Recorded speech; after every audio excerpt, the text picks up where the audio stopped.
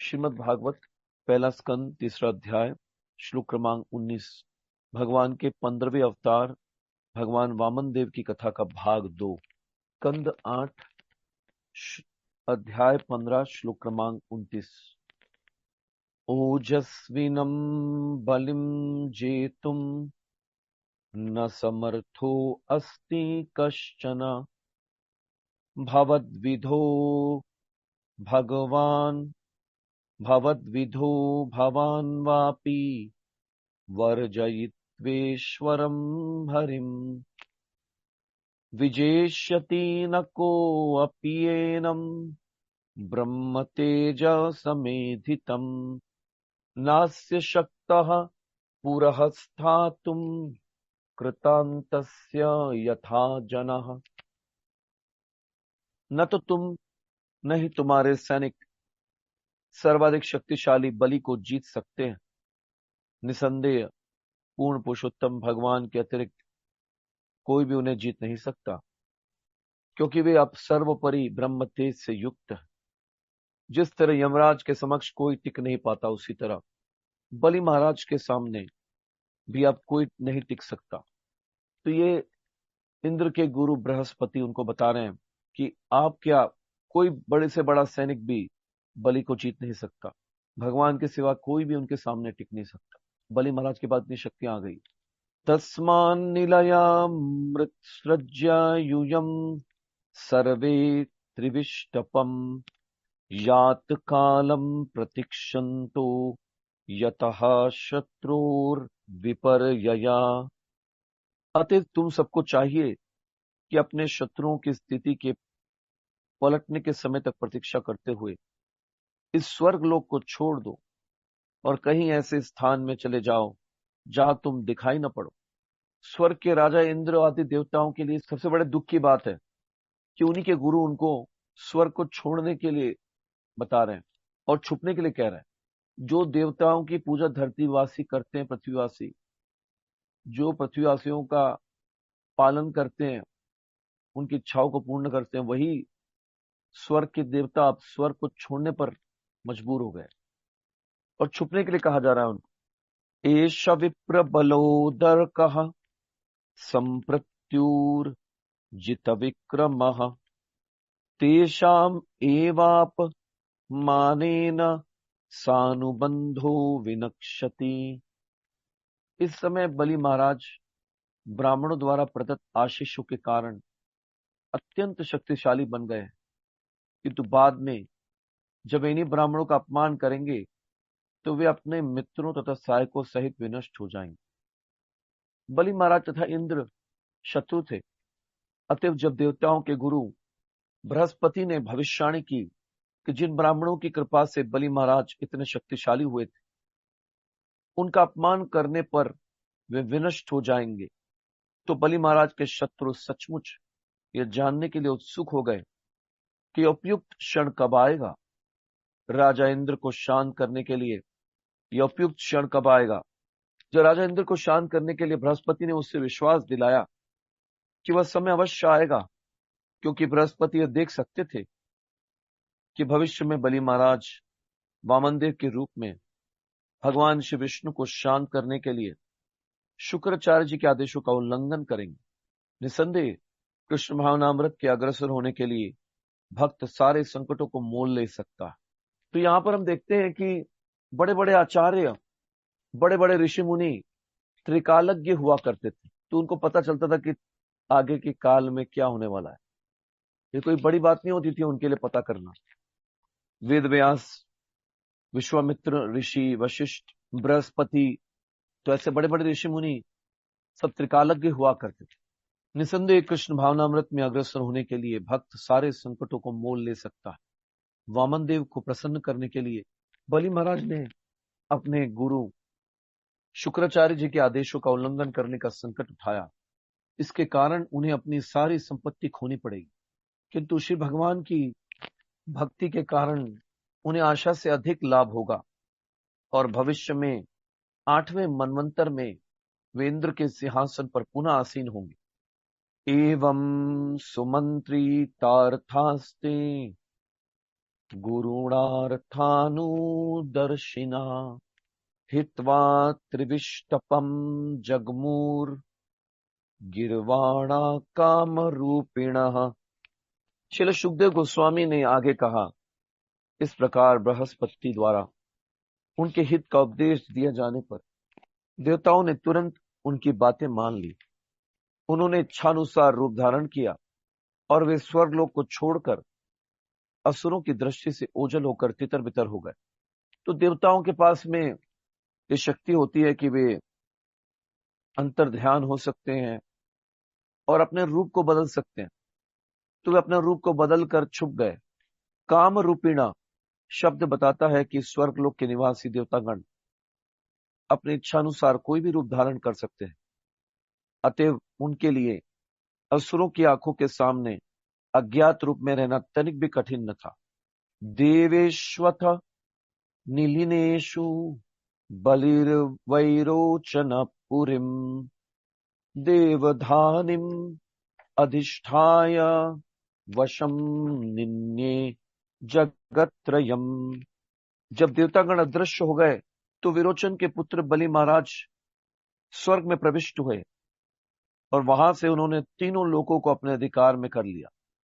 तो प्रहलाद के बेटे थे विरोचन और विरोचन के बेटे थे बलि महाराज। तो ये उनके पौत्र थे, प्रहलाद पोते थे। तम विश्व जैनम शिष्यम भृगवः शिष्यवत्सलः शतेन हयमेधानाम अनुव्रतम अयाजयन। भृगु के ब्राह्मण वंशजों ने अपने समग्र ब्रह्मांड के विजयी अपने शिष्य से अत्यधिक प्रसन्न होकर उसे 100 अश्वमेध यज्ञ संपन्न करने में लगा दिया। अब इंद्र का सिंहासन तो मिल गया, लेकिन इस पर हमेशा आरूढ़ रहना, आसीन रहना, उसके लिए लायक होना पड़ेगा, क्वालिफाइड होना पड़ेगा, क्योंकि कुछ समय बाद में फिर कोई और आ जाएगा। तो इंद्र जितना क्वालिफाइड बनने के लिए 100 अश्वमेध यज्ञ करने पड़ते। इंद्र को शतक्रतु कहा गया है। उनका एक और नाम है शतक्रतु। क्रतु का मतलब है यज्ञ, तो शतक्रतु का मतलब है 100 क्रतु, 100 यज्ञ। 100 अश्वमेध यज्ञ करने के कारण इंद्र का नाम पड़ गया शतक्रतु। तो वे चाहते थे, भृगुवंश के ब्राह्मण शुक्राचार्य, कि 100 अश्वमेध यज्ञ अगर करा देंगे तो ये इंद्र बनने के लायक हो जाएंगे, मतलब हमेशा के लिए क्वालिफाइड हो जाएंगे। फिर इंद्र उनको हमेशा के लिए हटा नहीं पाए। पूरे ब्रह्मांड पे विजय तो प्राप्त कर ही ली थी, लेकिन हमेशा के लिए रहने के लिए ये यज्ञ करना आवश्यक था।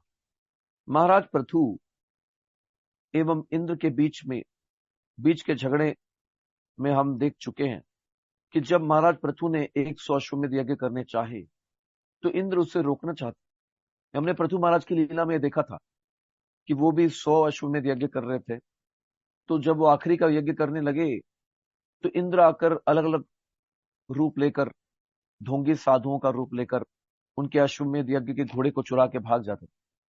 तो ऐसा कोई व्यक्ति अगर 100 अश्वमेध यज्ञ कर लेता है तो वह हमेशा के लिए इन यज्ञों के कारण इंद्र के स्वर्ग का राजा बन जाता है। फिर उसको कोई हटा नहीं सकता, वो क्वालिफाइड हो जाएगा। यहां पर भृगु के ब्राह्मण वंशजों ने निश्चय किया कि यद्यपि बलि महाराज इंद्रासन पर विराजमान है, तथापि वे तब तक उस पर स्थिर नहीं रह सकेंगे जब तक वे यज्ञ न कर लें।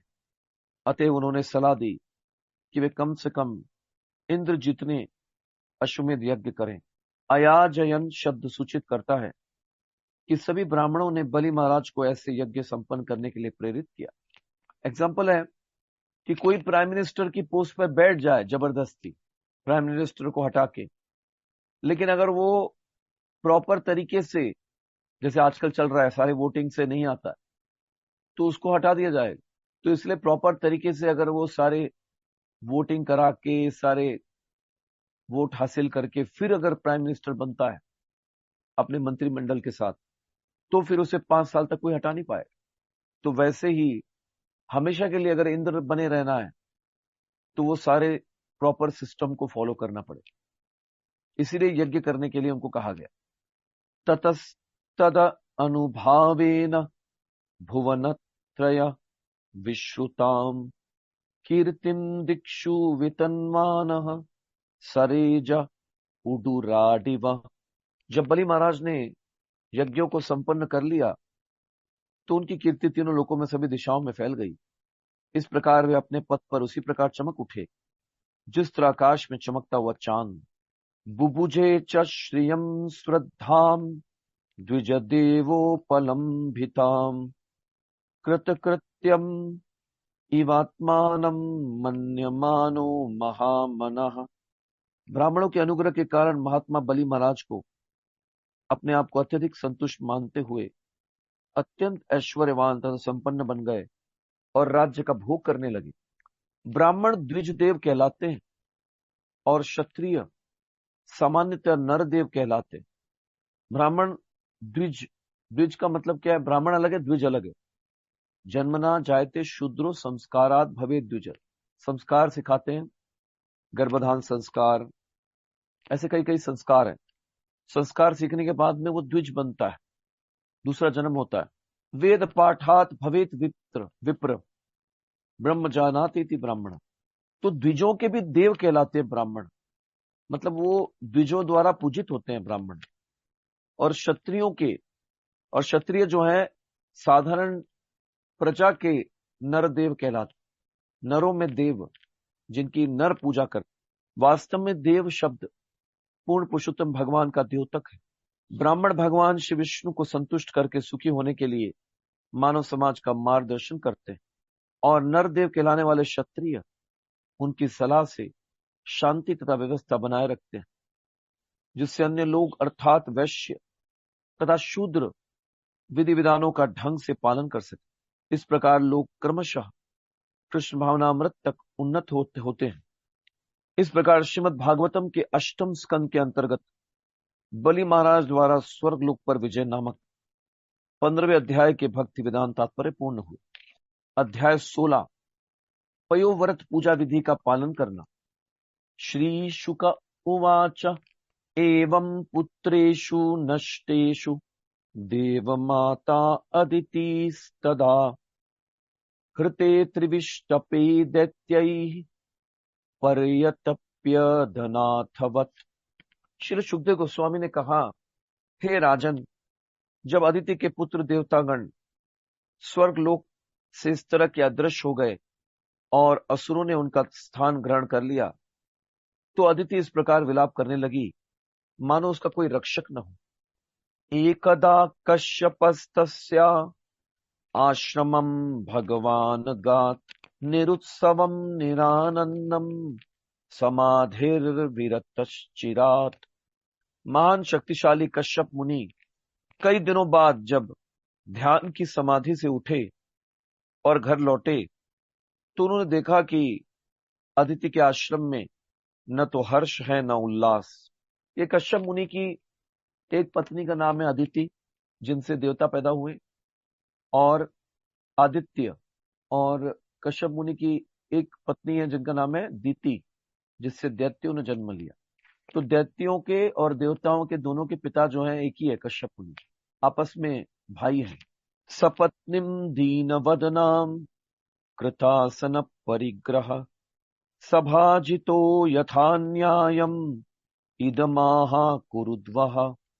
हे कुरुश्रेष्ठ, भली भांति सम्मान तथा स्वागत किए जाने के बाद कश्यप मुनि ने आसन ग्रहण किया और अत्यंत उदास दिख रही अपनी पत्नी अदिति से इस प्रकार कहा, अप्य भद्रम न विप्राणाम भद्रे लोके अधुना गतम न धर्मस्य न लोकस्य मृत्युश्छन्दानुवर्तिन।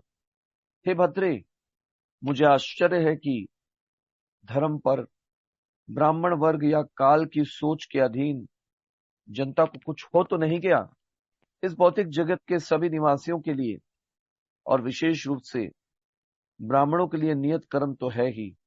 वे सामान्य जन जो काल के गाल में जाने वाले हैं, उन लोगों के लिए भी है। कश्यप मुनि को आश्चर्य हो रहा था कि क्या सारे अनुष्ठान जो सर्वसाधारण के हित के लिए हैं, उनका उल्लंघन हुआ है क्या। इसलिए 7 श्लोकों तक प्रश्न पूछते जाते हैं। अपि वा कुशलम किंचित ग्रहेषु ग्रहमेधिनी धर्मस्यार्थस्य कामस्य यत्र योगो हयोगिनाम। हे गृहस्थ जीवन में आसक्त मेरी पत्नी, यदि कोई गृहस्थ जीवन में धर्म, अर्थ तथा काम का समुचित पालन करता है तो उसके कार्यकलाप एक आध्यात्मवादी के ही समान श्रेष्ठ होते हैं।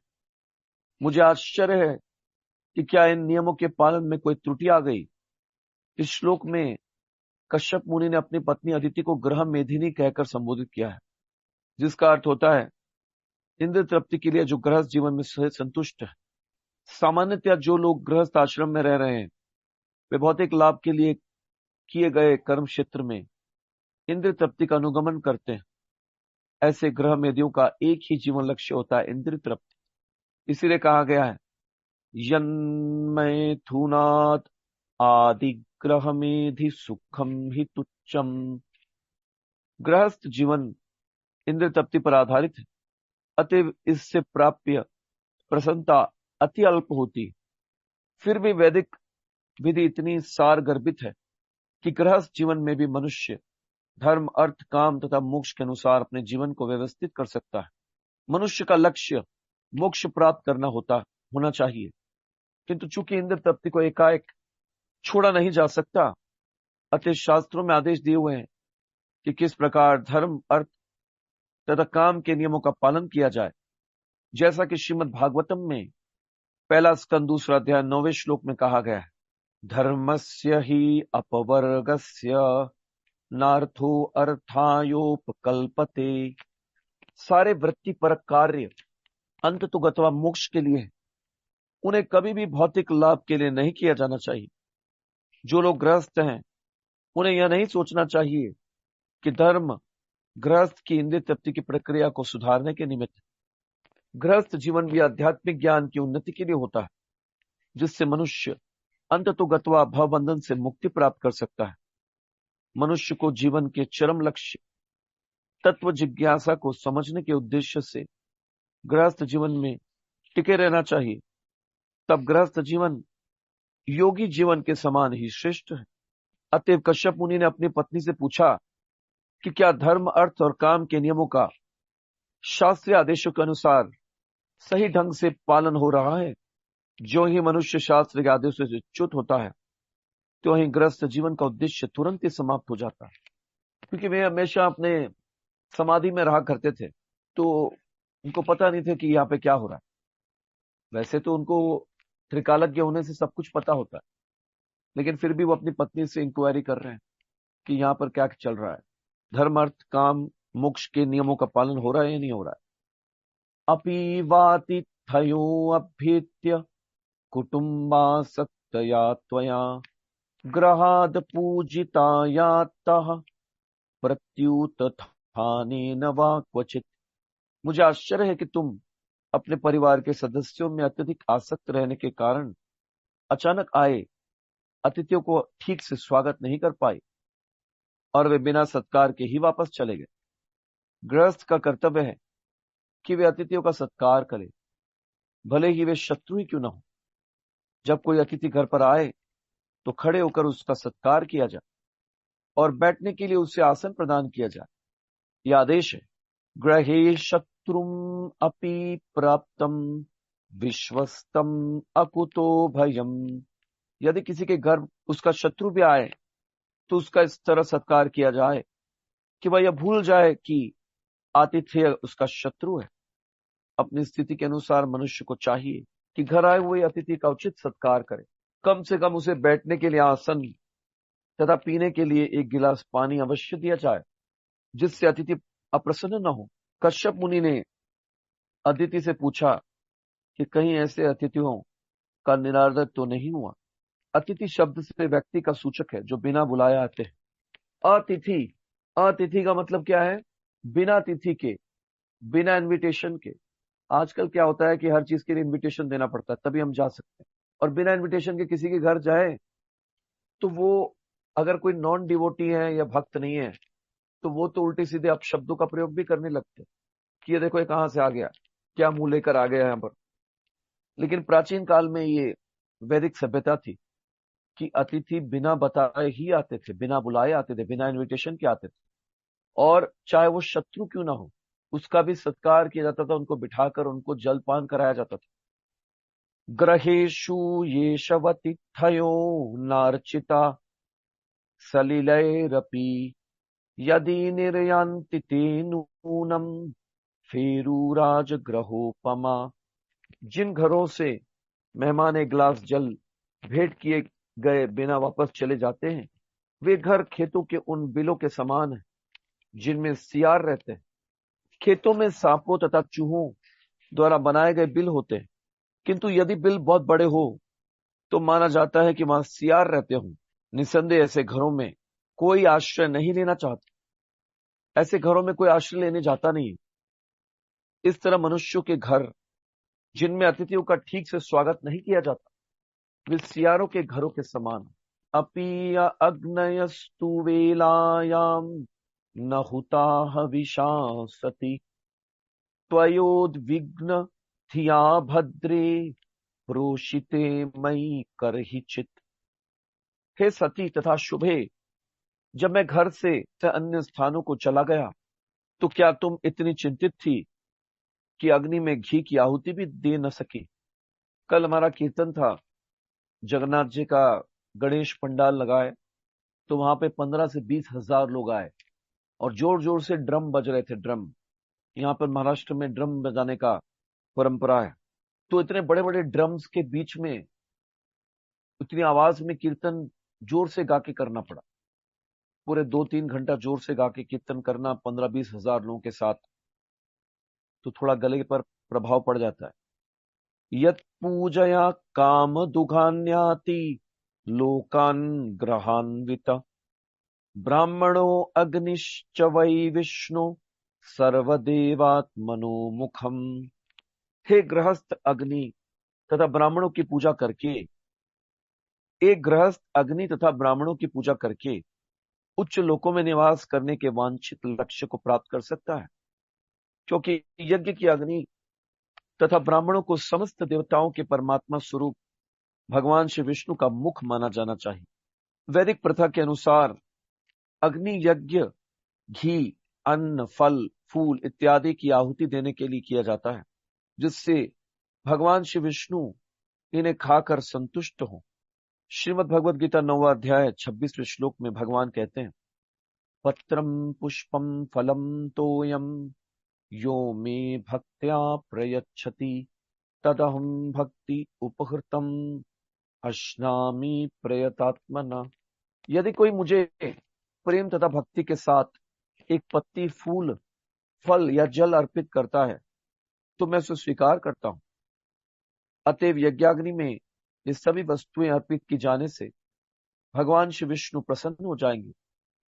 इसी प्रकार ब्राह्मण भोजन की भी संस्तुति की जाती है, क्योंकि जब ब्राह्मण लोग यज्ञ के पश्चात बचे हुए प्रसाद के भोजन को खाते हैं तो उससे एक प्रकार से साक्षात भगवान श्री विष्णु भोजन करते होते हैं। अतः वैदिक सिद्धांत संस्तुति करते हैं कि प्रत्येक उत्सव या पर्व पर अग्नि में आहुतियां डाली जाएं और ब्राह्मणों को खाने के लिए प्रचुर मात्रा में अच्छा भोजन दिया जाए। ऐसे कार्यों से गृहस्थ स्वर्ग लोक तथा ऐसे ही अन्य उच्च लोकों को जाता है। अपि सर्वे कुशलिनस्तव पुत्रा मनस्विनी लक्ष्ये स्वस्थम आत्मानं भवत्या लक्षणे रहम। हे उदारचित नारी, तुम्हारे सारे पुत्र कुशल पूर्वक तो है ना? तुम्हारे म्लान मुख को देख मुझे लगता है कि तुम्हारा मन शांत नहीं। ऐसा क्यों है? श्री अदितिर उवाच भद्रम द्विज गवाम ब्रह्मन धर्मस्यास्य जनस्य च त्रिवर्गस्य परम क्षेत्रम ग्रहमेधिन ग्रहा इमे।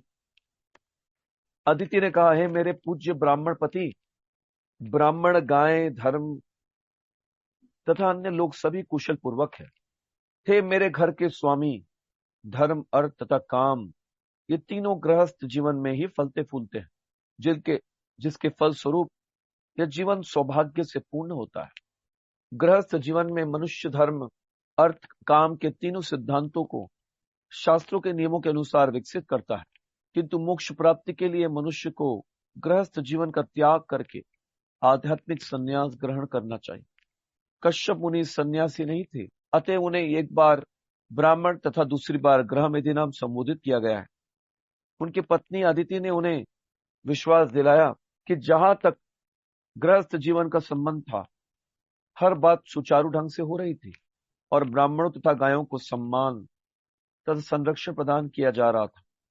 दूसरे शब्दों में किसी प्रकार की परेशानी नहीं थी। गृहस्थ जीवन ठीक तरह से उन्नति के पथ पर अग्रसर हो रहा था।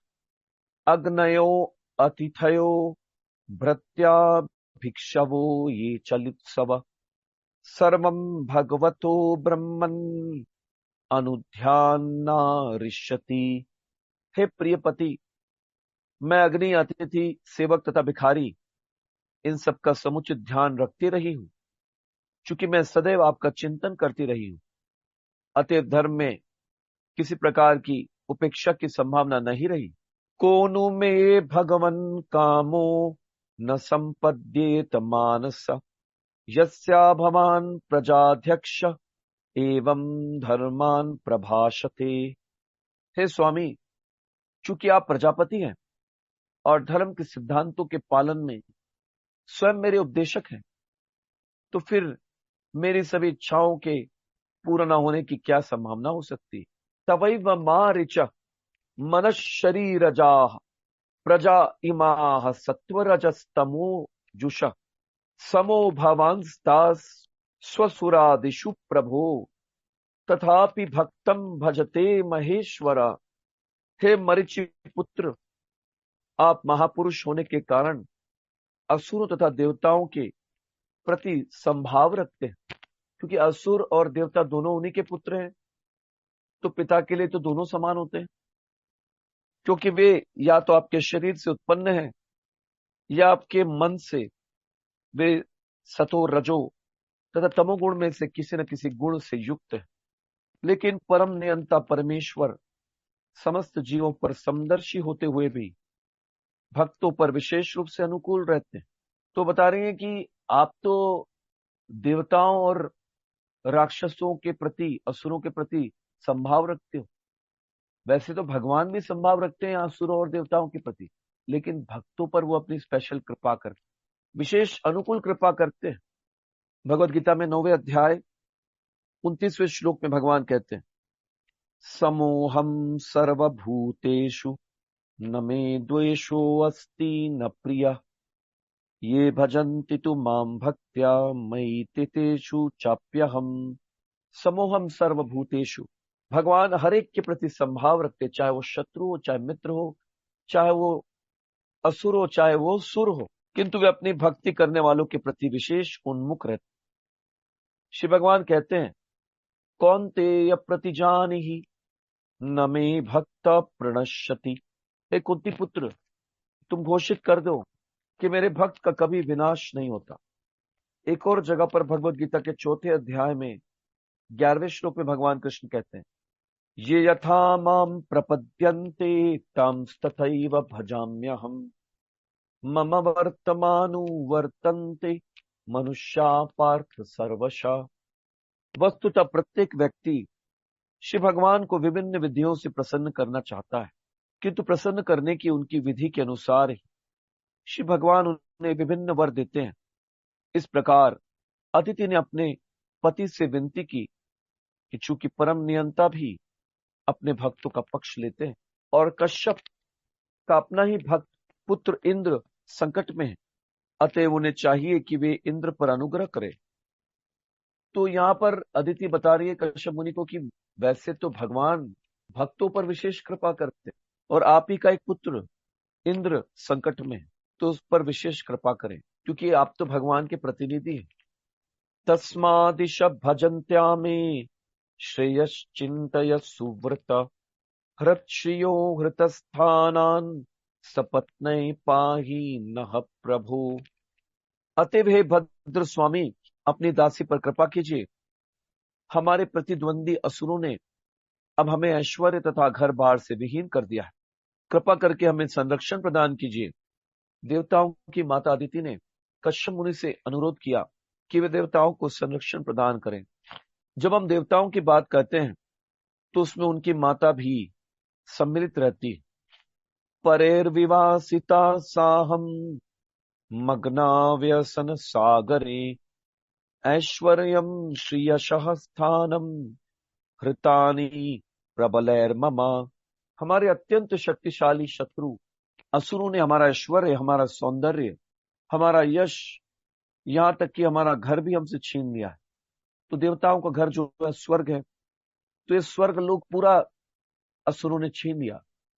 वास्तव में हमें अब वनवास दे दिया गया है और हम विपत्ति के सागर में डूबे जा रहे हैं।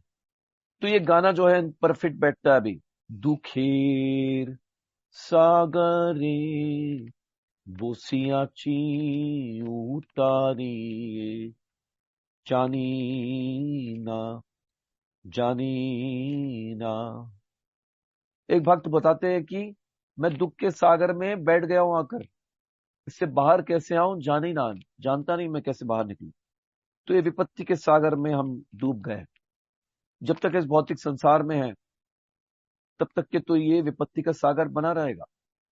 उठाल देयु आसी चे चुटिया की हाबे ताहा जानी ना। यहाँ पर बड़ी बड़ी लहरें आती हैं, क्या होगा पता नहीं। दीन दयाल तुम्ही भगवान पार करो आमाई सामने तूफान। दीन दयाल तुम्ही भगवान, आप भगवान हो, आप दीनों पे दया करते हो, तो हमको पार करो। हमारे सामने तूफान आया हुआ है, सुनामी आया हुआ है, सुनामी।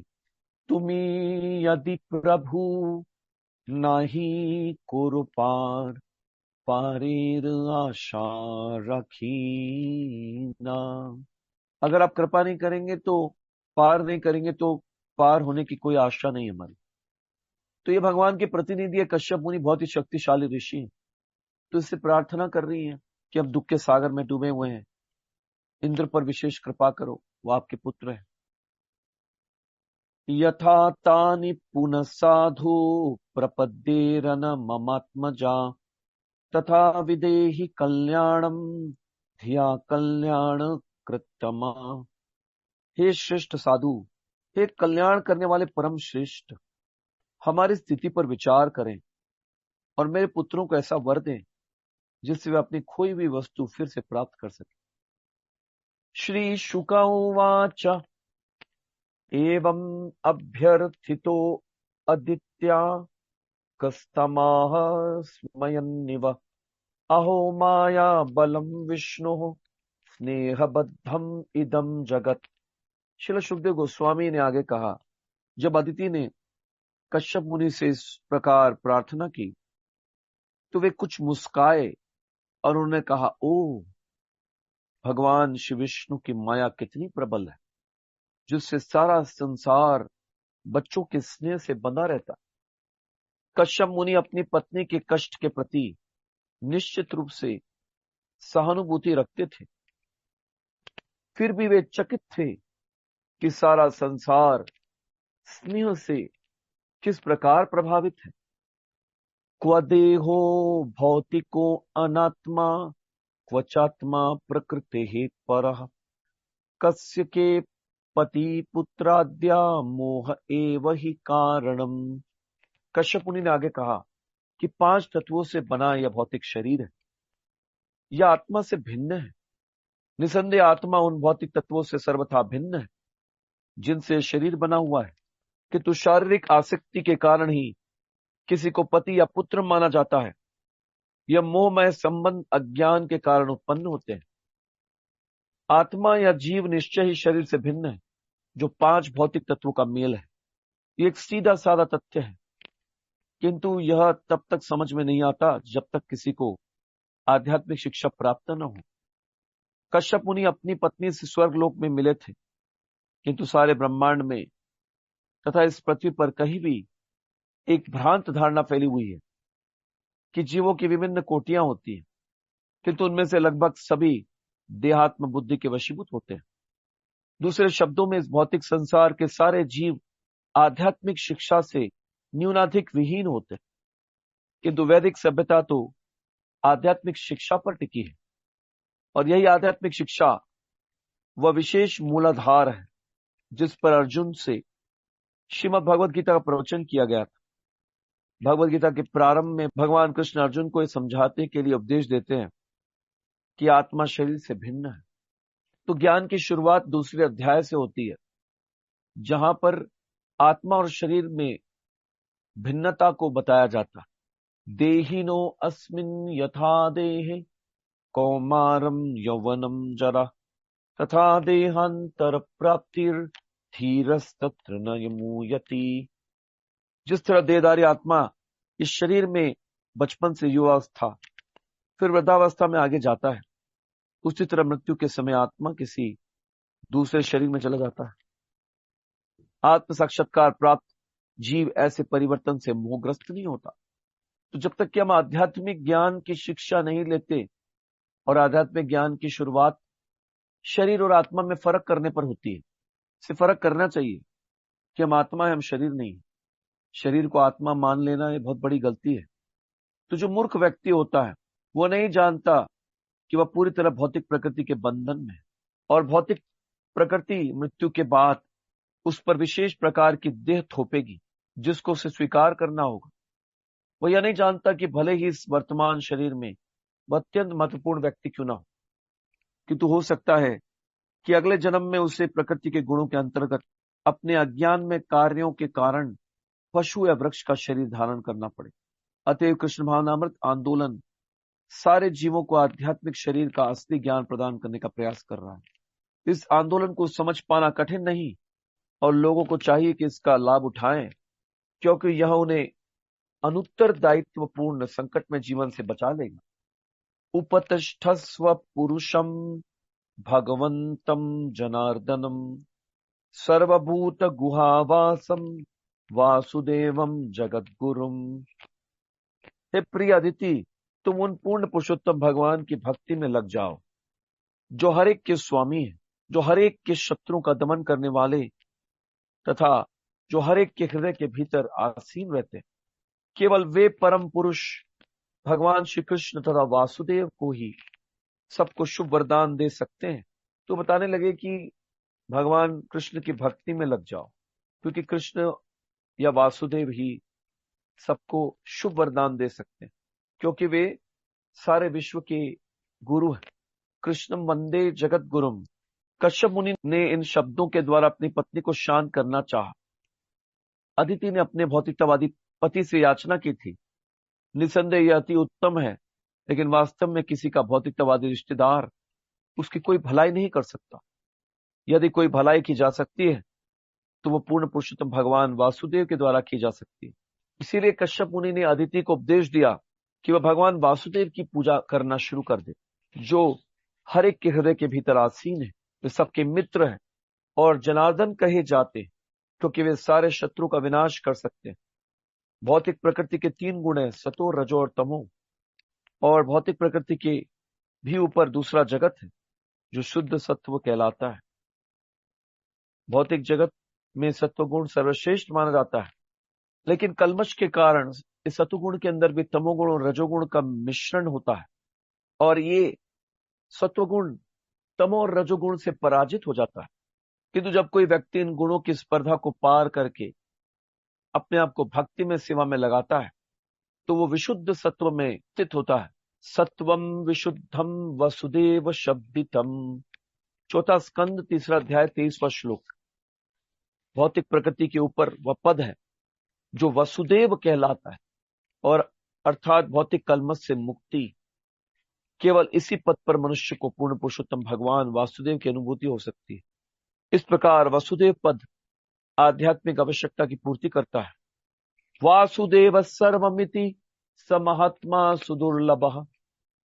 जब मनुष्य को वासुदेव अर्थात पूर्ण पुरुषोत्तम भगवान की अनुभूति हो जाती है तो अत्यंत उन्नत बन जाता है। जैसे भगवत गीता के 10वें अध्याय 10वें श्लोक में भगवान बताते हैं, तेषां सतत युक्तानां भजतां प्रीति पूर्वकम ददामि बुद्धि योगम तम येन माम उपयन्ति ते। जो लोग निरंतर भक्ति में लगे रहते हैं और प्रेम पूर्वक मेरी पूजा करते हैं, उन्हें मैं वह बुद्धि देता हूं जिससे वो मेरे पास आ सकते हैं। ईश्वर सर्वभूतानां हृदेशे अर्जुन तिष्ठति। हे अर्जुन, श्री भगवान हर एक के हृदय में स्थित है। भुक्तारम यज्ञ तपसाम सर्वलोक महेश्वरम सुहृदम सर्वभूतानां ज्ञात्वा माम शांति मृच्छति। तो भगवान सारे यज्ञों के, तपस्याओं के भोक्ता है, इंजॉयर है, आनंद लेने वाले हैं, सारे लोगों के ईश्वर है, सारे जीवों के सुहृद मित्र है। और जो व्यक्ति ये जान जाता है वो शांति को प्राप्त करता है। सविधास्यति ते कामान हरिर्दीनानुकंपन अमोघा भगवत भक्तिर नैतरेति मतिर्मम। दीनों पर अत्यंत दयालु पूर्ण पुरुषोत्तम भगवान तुम्हारी सारी इच्छाओं को पूरा करेंगे, क्योंकि उनकी भक्ति अच्युत है। भक्ति के अतिरिक्त अन्य सारी विधियां व्यर्थ है, ऐसे मेरा मत है।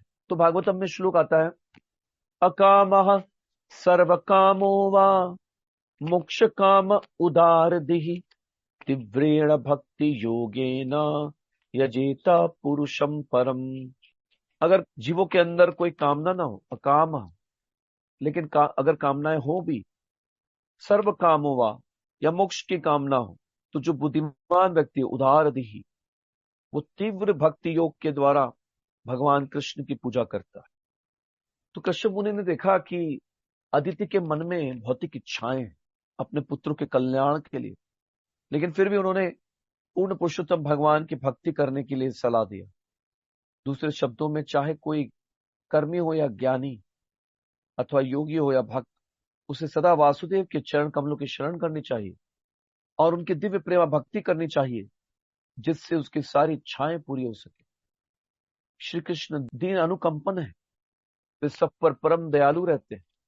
अतएव यदि कोई अपनी भौतिक इच्छाएं पूरी करना चाहता है तो भगवान कृष्ण उसकी सहायता करते हैं। तो ऐसा नहीं है कि भगवान सिर्फ निस्वार्थ भक्तों की प्रार्थना को सुनते हैं। भगवान की भक्ति कोई भी कर सकता है। अकामो वा सर्व कामो वा, जिसके मन में कई कामनाएं हो, जिसके मन में कोई कामना ना हो, जिसके मन में मुक्ति की कामना हो, वो भी भक्ति कर सकते। लेकिन ये शुद्ध भक्ति नहीं कहलाती। ऐसा नहीं कि ये श्लोक को याद कर ले हम और भक्ति को भौतिक इच्छाओं की पूर्ति करने के लिए करें, तो ये शुद्ध भक्ति नहीं कहलाती। शुद्ध भक्ति तो अन्याभिलाषिता शून्यम होती है। अन्याभिलाषिता शून्यम ज्ञान कर्मादि अनावृतम आनुकूलेन कृष्णानुशीलनम भक्तिर उत्तमा। ये उत्तम भक्ति कहलाती है। अन्याभिलाषिता शून्यम, अन्य अभिला मतलब एक अभिलाषा को छोड़कर सारी अभिलाषाओं से शून्य। तो कौन सी अभिलाषा है? भगवान को प्रसन्न करने की अभिलाषा, गुरु को प्रसन्न करने की, भगवान के कृष्ण के प्रतिनिधि गुरु को प्रसन्न करने की अभिलाषा को छोड़कर सारी अभिलाषाओं से शून्य। ज्ञान कर्मादि अनावृतम, कर्म कांड और ज्ञान कांड से अनावृत। ज्ञान कांड क्या है? कर्म कांड क्या है? कि ये करूंगा तो ये मिलेगा, वो करूंगा, ये अनुष्ठान करूंगा तो ये मिलेगा, ये व्रत रखूंगा तो ये मिलेगा। मंडे का उपवास, ट्यूसडे का उपवास, वेडनेसडे का, थर्सडे का, गुरुवार, बुधवार, ये सारे वारों पे उपवास करना कुछ प्राप्त करने के लिए। तो ये सब क्या है? ये सारे अनुष्ठान, भौतिक अनुष्ठान कर्म कांड कहलाते। ज्ञान कांड क्या है? कि ब्रह्म में विलीन हो जाना, ज्ञान की तरह ज्ञान का अनुशीलन करना, लेकिन भक्ति के लिए नहीं, स्पेकुलेशन करने के लिए, वाद विवाद करने के लिए, शास्त्रार्थ करने के लिए, और ब्रह्म को ही सब कुछ मानना। तो ये ज्ञान कांड है। इसके बिना ज्ञान कांड, कर्म कांड केवल ही विषयी भांड, अमृत बोली जेबा खाए नाना योनि भ्रमण करे। ज्ञान कांड और कर्म कांड क्या है? ये विषय के, विष के मटके हैं। तो जो इसका सेवन करता है वो नाना योनि में भ्रमण करता है, इससे दूर रहना चाहिए। और ऐसी भक्ति जो ज्ञान कांड कर्म कांड के बिना हो, बिना कोई अभिलाषा के हो, भगवान को पसंद करने की अभिलाषा को छोड़कर ना हो, बाकी अभिलाषा से शून्य, और कृष्ण के अनुकूल भाव से भक्ति करना, ये उत्तम भक्ति, शुद्ध भक्ति कहलाती। तो यहां पर बताया कि भक्ति तो कोई भी कर सकता है, भौतिक इच्छाओं से भी भगवान की भक्ति कर सकता है, लेकिन असली भक्ति तो बिना किसी इच्छा के होती है, अनुकूल भाव से। तो भगवान जो है, जो भगवान की भक्ति भौतिक इच्छाओं के लिए करते हैं, उनकी इच्छाओं को भी पूरा करते हैं। लेकिन कभी कभी भगवान की हम भक्ति भौतिक इच्छाओं को पूरा करने के लिए करते हैं, तो भगवान हमारी इच्छाओं को पूरा नहीं करते और हमको अपनी अनन्य शुद्ध भक्ति प्रदान करते, जो मैंने अभी शुद्ध भक्ति के बारे में बताया। तो इसके बारे में चैतन्य चरितामृत में आदि लीला में 22वें अध्याय 38वें और 39वें श्लोक में कहा गया है। तो चैतन्य चरितामृतकार कृष्णदास कविराज गोस्वामी के बारे में बताते हैं कि कैसे कोई भगवान से जब भौतिक इच्छाएं मांगता है तो भगवान क्या करते हैं उसके साथ। कृष्ण कहे आमा भजे, मांगे विषय सुख, अमृत छाड़ी विष मांगे, ए बड़ा मूर्ख। आमी विज्ञ ए मूर्खे, विषय के ने दिबा, स्वचरणामृत दिया, विषय भूलाई बा।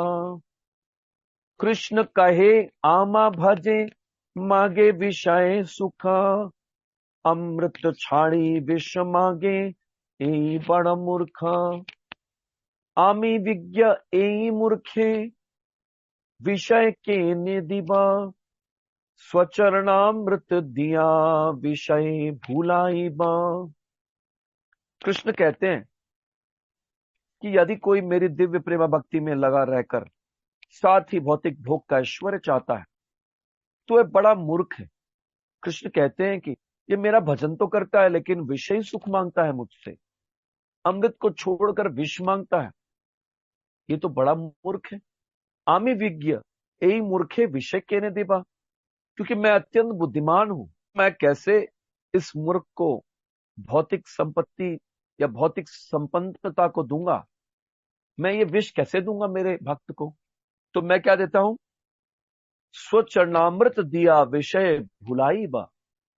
मैं उसे अपना चरण कमलों का शरण और अमृत देता हूं।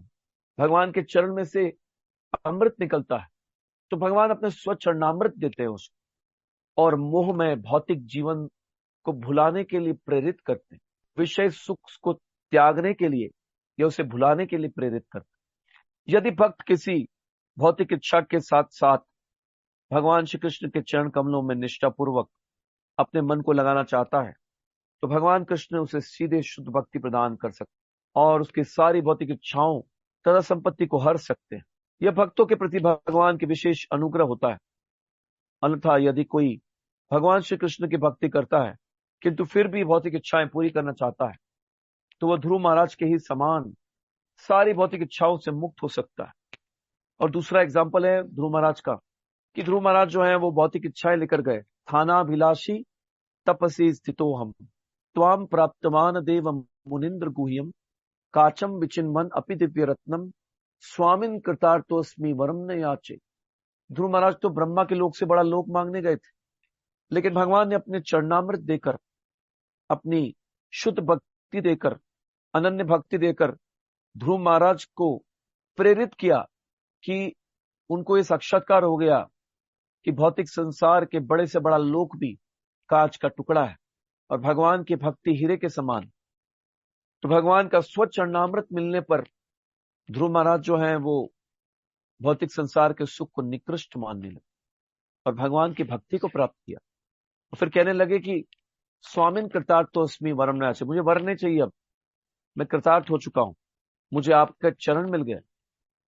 तो जब तक के भक्त को पता नहीं होता है कि भगवान के चरण भौतिक संसार के बड़े से बड़े लोक से बड़े हैं, तब तक वो ये सब चीजें मांगता रहता है।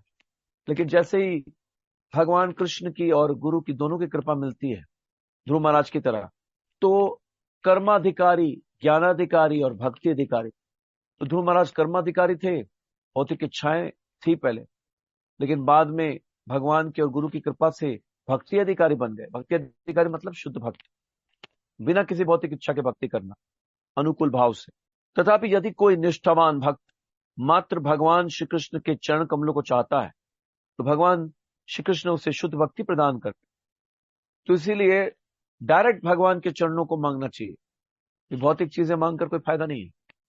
तो भगवान कृष्ण उन देवताओं की तरह नहीं जो हमारी भौतिक इच्छाएं पूरा करके हमको इस संसार में फंसा देते। इस जेल में भौतिक इच्छाएं पूरी करके भी क्या करें?